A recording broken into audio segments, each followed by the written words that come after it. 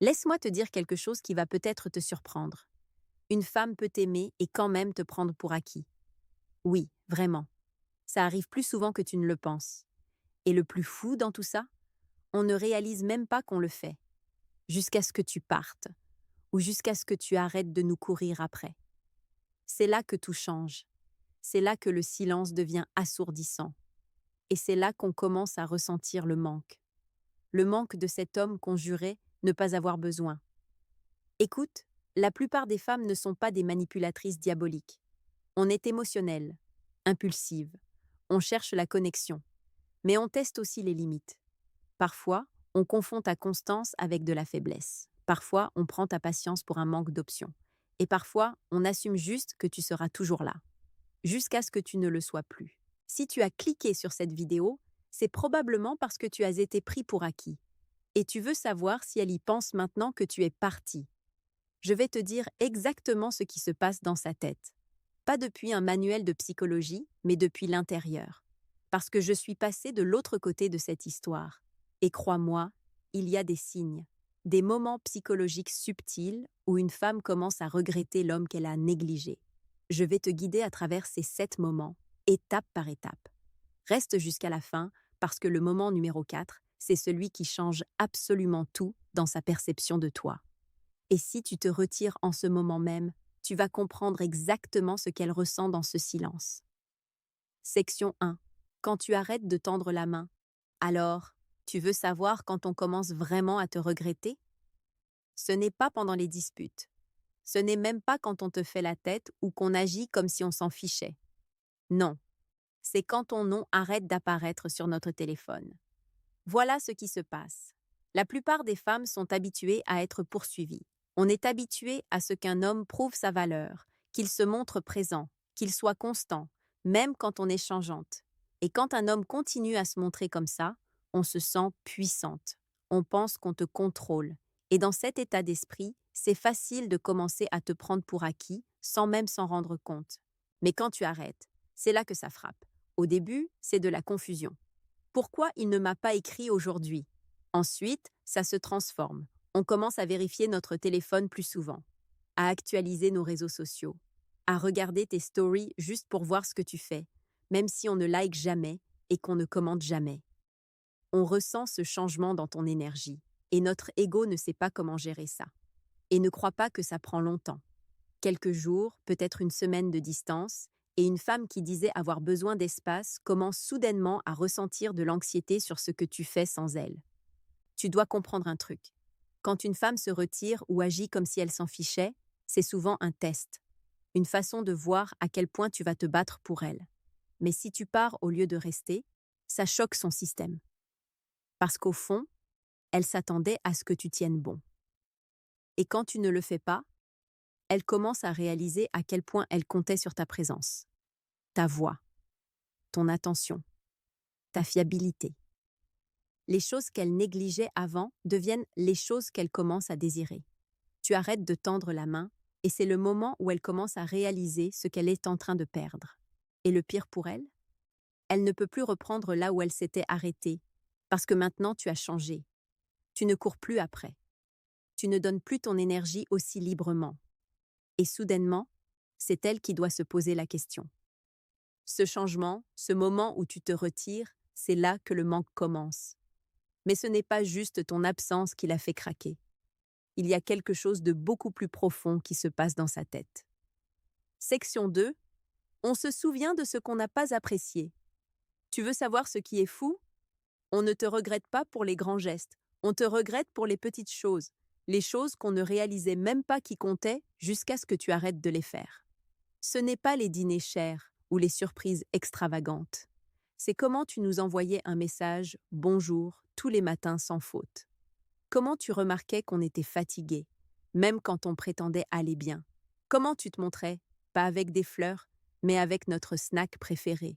Ou comment tu te souvenais de quelque chose qu'on avait dit en passant, quelque chose que personne d'autre n'avait capté. On se souvient de comment tu nous faisais sentir. En sécurité. Entendu, choisi. Mais voilà le truc. À l'époque, on ne valorisait pas toujours ça. On s'y est habitué. On est devenu confortable. peut-être même un peu entitled, pour être honnête. On assumait que c'était juste qui tu étais, le gentil gars, celui qui se soucie toujours, qui donne toujours, qui se montre toujours. Et quand on était prise dans nos propres humeurs, frustrations ou moments égoïstes, on te faisait probablement sentir comme si rien de tout ça n'avait d'importance, comme si tes efforts étaient invisibles. Mais une fois que tu es parti, ces mêmes choses résonnent fort. On commence à regretter cette présence stable et calme, la façon dont tu nous soutenais sans demander de crédit, la façon dont tu nous pardonnais quand on n'était pas à notre meilleur.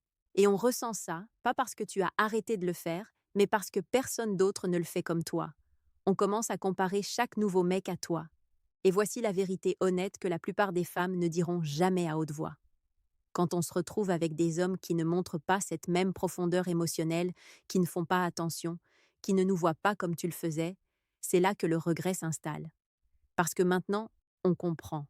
On réalise qu'on n'a pas juste perdu quelqu'un qui nous aimait bien, on a perdu quelqu'un qui se souciait vraiment, on a perdu quelqu'un qui donnait plus qu'il ne recevait. Quelqu'un qui était émotionnellement intelligent, conscient, présent. Et ce genre d'homme, il est rare. Ça nous frappe quand on est allongé dans notre lit, en train de scroller sur nos téléphones, en voyant quelque chose qui nous rappelle toi. Ça frappe quand quelqu'un d'autre s'énerve contre nous au lieu d'être patient. Ça frappe quand on essaie de s'ouvrir à quelqu'un de nouveau et qu'on réalise que ce n'est juste pas pareil. Et à ce moment-là, on sait qu'on a laissé partir quelque chose qu'on ne retrouvera pas. Mais même en sachant ça, on ne revient pas toujours tout de suite, parce qu'il y a une guerre qui se passe à l'intérieur. Section 3. L'ego contre l'émotion et l'émotion gagne toujours. Laisse-moi être vrai avec toi. Quand on commence à regretter un homme qu'on a pris pour acquis, on ne le regrette pas tranquillement. Il y a une guerre totale qui se passe à l'intérieur de nous. Une partie de nous crie « Tu as merdé, tu as repoussé un homme bien ». Et l'autre partie dit « Non, reste forte, ne montre rien, c'est lui qui aurait dû se battre plus fort ». Cette bataille entre l'ego et l'émotion, elle est brutale. L'ego veut nous protéger. Il nous dit de ne pas admettre nos torts, de ne pas nous excuser, de ne pas faire le premier pas, parce que si on le fait, ça ressemble à de la faiblesse. Comme si on perdait le pouvoir. Et beaucoup de femmes, surtout celles habituées à être en contrôle ou à être poursuivies, vont s'accrocher à ce pouvoir, même quand ça leur coûte la connexion qu'elles veulent vraiment. Mais l'émotion ne reste pas enterrée pour toujours. La vérité, c'est qu'on le ressent. Te regretter nous frappe par vagues.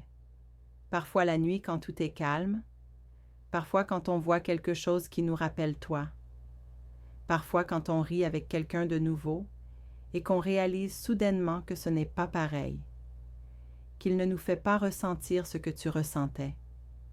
C'est là que la partie émotionnelle de nous commence à percer. On commence à admettre des choses à nous-mêmes qu'on était trop fiers pour dire à haute voix, genre « Je m'attendais à ce qu'il lise dans mes pensées ». Je voulais qu'il me poursuive, sans réaliser qu'il était déjà fatigué de devoir prouver sa valeur. J'ai agi comme si je n'avais pas besoin de lui, mais en fait, j'en avais besoin.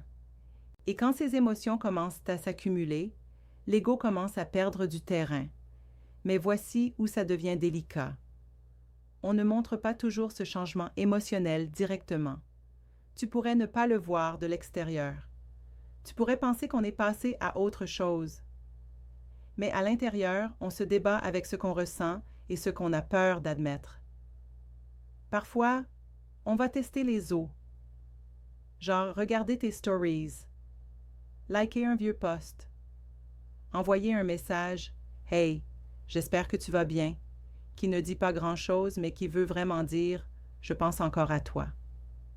Ce n'est pas toujours qu'on s'attend à une réconciliation complète tout de suite. Souvent, on veut juste savoir qu'on peut encore t'atteindre, que la porte n'est pas fermée, qu'on ne t'a pas complètement perdu. Mais s'il y a une chose qui brise complètement cette bataille, entre l'ego et l'émotion, une chose qui fait que l'émotion gagne à chaque fois, c'est quand on te voit faire quelque chose qu'on ne s'attendait pas du tout. Section 4. Quand on te voit évoluer sans nous, tu veux savoir quand on commence vraiment à te regretter. Ce n'est pas juste après la rupture. Ce n'est même pas quand le silence s'installe. Non, c'est quand on voit que tu n'as pas arrêté de vivre ta vie. que tu n'es pas juste assis là à te sentir désolé pour toi-même, à attendre qu'on revienne. C'est là que ça frappe. Je vais te raconter quelque chose de personnel. Il y avait ce gars. On avait été ensemble de manière intermittente pendant un moment. Et honnêtement, je pensais avoir le dessus. Il était gentil, patient, émotionnellement posé. Mais je traitais ça comme si c'était acquis, pas attirant. Je pensais qu'il serait toujours là. Et puis un jour, j'ai regardé son Instagram. Et c'était comme un homme différent. Il avait l'air plus léger, plus heureux. Il sortait à des événements, voyageait, allait à la salle, souriait d'une façon qu'il ne souriait pas quand on était ensemble. Il n'y avait pas d'amertume, pas de légende passive-agressive, juste de la paix. Et je l'ai détesté. Pas parce que je voulais qu'il soit misérable, mais parce que j'ai soudainement réalisé que je n'avais plus ce pouvoir sur lui. J'avais laissé partir un homme bien, et maintenant, il brillait sans moi. Je ne peux pas mentir. J'ai paniqué. J'ai voulu tendre la main. J'ai même tapé un message plusieurs fois et je l'ai supprimé. Je continuais à penser. Est-ce que j'étais vraiment si oubliable? Est-ce que j'ai vraiment compté? Voici le truc. Quand un homme se retire, on pourrait lever les yeux au ciel. Mais quand un homme évolue, on remarque. Les femmes remarquent toujours quand un homme arrête de poursuivre et commence à briller. Ça crée un changement psychologique en nous qui est difficile à ignorer. Soudainement, on n'est plus celle qui t'évalue. On sent qu'on est évalué. Et le pire, c'est quand c'est clair que tu n'essaies pas de prouver quelque chose à nous, que tu es vraiment dans ta zone, que tu avances, que tu te reconstruis. Parce que les femmes savent quand un homme se montre pour attirer notre attention et quand il est vraiment dans son élément. Quand on t'a pris pour acquis, on assumait que tu serais encore au même endroit émotionnellement.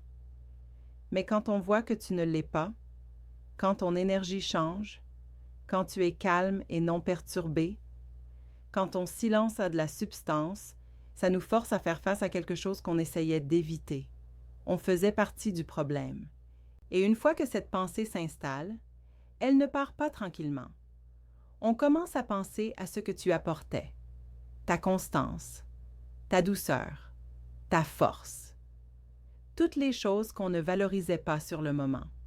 Et maintenant, on regarde une autre version de toi, la version guérie, la version qui évolue, celle à laquelle on n'a plus accès. Ça pique. C'est là que le manque commence. Mais pas le genre léger. C'est le genre qui te rend malade à l'estomac, le genre qui te réveille la nuit et te fait te demander comment tu as pu laisser quelqu'un comme toi partir. Mais tu veux savoir ce qui rend tout ça encore plus puissant? Ce qui rend ton absence encore plus bruyante dans nos têtes? C'est ton silence. Section 5. Quand tu restes silencieux, ça nous force à tout ressentir. Laisse-moi dire quelque chose que tu n'entends probablement pas souvent de la part des femmes. Le silence d'un homme qui se souciait, ce n'est pas juste du no-contact, c'est une guerre psychologique de la meilleure façon possible. Parce que voici ce qui se passe vraiment dans les coulisses. Quand on prend un homme pour acquis, c'est généralement parce qu'on assume qu'il sera toujours là. Que tu sois doux, pardonneur ou juste émotionnellement disponible, beaucoup de femmes traduisent ça comme « safe », ce qui, malheureusement, peut être confondu avec « dispensable ». Mais quand ce même homme devient silencieux, quand tu arrêtes de checker, d'arrêter de réagir, d'arrêter d'essayer, ça ne crée pas juste de l'absence. Ça crée de la tension. Ça fait de l'espace pour la réflexion. Et c'est dangereux pour nous, parce que le silence devient un miroir dont on ne peut pas détourner le regard. Sans ta voix dans nos vies, on est forcé d'entendre nos propres pensées. Et c'est là que les vraies questions commencent à se glisser. Est-ce que j'ai merdé? Pourquoi il ne m'a pas appelé? Est-ce qu'il tenait vraiment à moi? Attends, est-ce qu'il est passé à autre chose? Et crois-moi, ces pensées spiralent vite. Parce qu'une fois qu'on sent que tu n'es plus attaché émotionnellement, ça ne nous fait pas ressentir de la paix. Ça ressemble à du rejet. Même si c'était nous qui t'avons repoussé. Même si on est parti en premier. Ton silence commence à ressembler à une punition, même si tu ne fais rien d'autre que de t'occuper de tes affaires. Et voici ce que la plupart des hommes ne réalisent pas. Quand une femme sait qu'elle a pris un homme pour acquis et qu'il ne tend pas la main, elle ne se sent pas empowered. Elle se sent remplacée. Et cette peur, elle grandit tranquillement, quotidiennement, parce qu'on commence à surveiller pour voir si tu es passé à autre chose, à vérifier si tu as changé, à demander autour de façon subtile, à chercher ton nom en ligne. Et si on ne trouve rien, ça nous rend folles, parce qu'on sait ce que ça signifie. Tu es parti, pas temporairement, pas en attente, parti. Et au fond, chaque femme qui a pris un homme pour acquis craint une chose, que tu finisses par réaliser ta valeur sans avoir besoin de sa validation. Alors si tu es dans cette phase silencieuse, en ce moment, en te demandant si elle pense à toi, la réponse est probablement oui. Mais plus important encore, ce n'est pas juste qu'elle pense, c'est qu'elle ressent. Elle est assise dans un espace auquel elle n'est pas habituée, un où elle n'a plus le contrôle, où son influence féminine ne te fait plus réagir. Et quand une femme ressent ce genre de déconnexion émotionnelle d'un homme qu'elle avait écarté, c'est là que le regret se pointe. Pas bruyamment, mais tranquillement et profondément. Alors ne brise pas le silence juste parce que ça te met mal à l'aise. Tu n'as aucune idée à quel point c'est vraiment puissant, ou à quel point de clarté ça crée en elle. Mais voilà où beaucoup d'hommes se plantent complètement. Section 6. Si tu la laisses te traiter en option, elle le fera. Laisse-moi être brutale ici, parce que parfois vous avez besoin d'entendre ça d'une femme qui vous respecte vraiment. Si tu permets à une femme de te traiter comme une arrière-pensée, si tu continues à te montrer pour elle alors qu'elle ne se montre clairement pas pour toi, si tu continues à prouver ta loyauté à quelqu'un qui ne la valorise pas, alors tu lui enseignes que tu es remplaçable.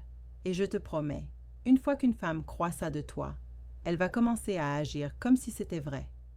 Maintenant, je ne dis pas que les femmes sont cruelles ou sans cœur. Mais on est émotionnelle, intuitive. Et quand il s'agit de dating, extrêmement réactive à comment un homme se présente. Si tu es toujours disponible, toujours d'accord, toujours pardonneur, même quand on franchit des limites, on arrête de ressentir ta valeur. Et à la place, on commence à voir ton désespoir. Et c'est une énergie vraiment peu attirante.